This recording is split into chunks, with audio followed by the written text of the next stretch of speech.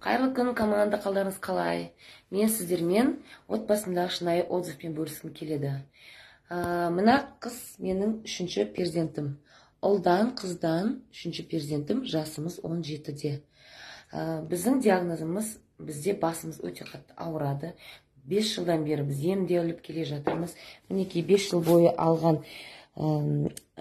жаңағы ем-домдарымыз түспеген, МРТ-міз қалмаған, бармаған қаламыз қалмады.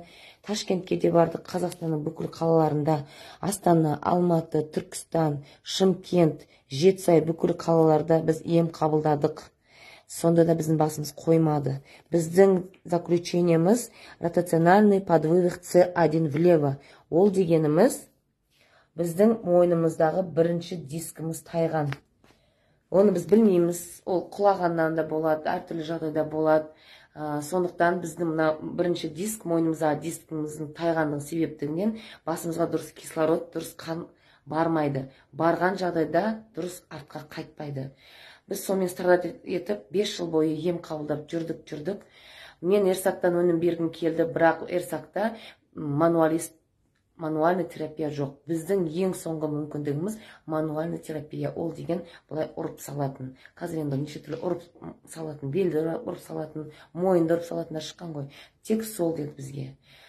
Сосын мен Ерсақтан бұл қызыма тек қана экстракристик оливы мен жидкий прополисті ғана бердім. Неге десеңіздер, мен ол басының ауырғанына емес, бетінің безеуіне. Мен диагноз қойып алғанмын, сенде ішіңде құрт бар, содан деп. Содан мен қызым ішіп жүргеніне қазір 1,5 ай болды. Сенесіздер ме, біздің басымыз мүлдем ауырмайды. Вообще басымыз ауырмайды, айтшы өзің. Бас аурудан құтылдық. Біздің басымызға, видимо, кислород дұрыс барып жатыр. Видимо, қан айналымыз дұрысталды.